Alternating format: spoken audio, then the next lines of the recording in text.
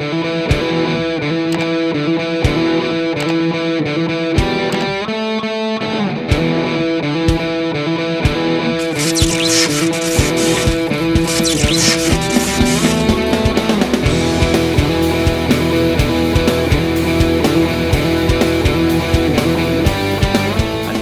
ngayon sa San Juan, Batangas upang kapanamin si Mr.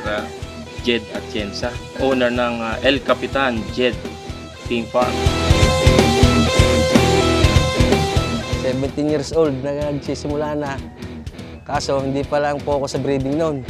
Wala pa sa isip ko mag-breeding noon dati.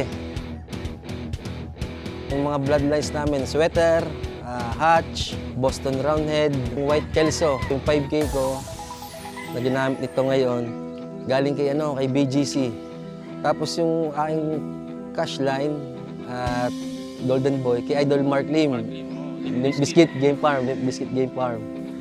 Ang Henny ko naman, yun talaga aming signature line, Henny. Kaya more on, nagdagdag ako ng mga reds na manok kasi nang hanap lagi ng buyer.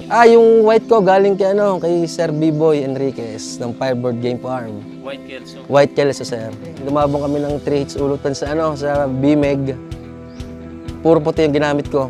Nagpanalo naman, nag-champion. Yung sa probiotic, maganda yung naging resulta sa akin. Nakita naman doon sa range kanina. Pagkakaiba doon sa mga gamot na nabibili natin sa mga ibang brand. Kumpara kasi ito sa probiotic, yung natural, organic, kaya maganda sa manok natin. Ginamit ko agad, sinubukan ko, nakita ko na agad yung pagkakaiba nila. Okay naman, maganda, malulusog ang aking sisiw, mapupula ang mukha, ayos ang kanilang immune system. Budget wisely, madaming gamot ang natipid ko. Nananawagan ako sa lahat ng mga breeder dyan. Subukan nyo yung probiotic, mura na, kitang-kita nyo pa na maganda yung resulta. Nagbebenta ako ng manok dito kasi usually yung commercial talaga kami dito. Pasyal lang po kayo dito sa Barangay Maraykit, San Juan, Batangas. Welcome na welcome po kayo dito. Ito yung number ko,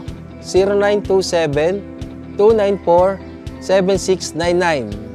Pwede nyo din akong i-add sa Facebook, El Capitan Jed GF, o kaya i-follow ako sa aking TikTok account, El Capitan Jed GF din.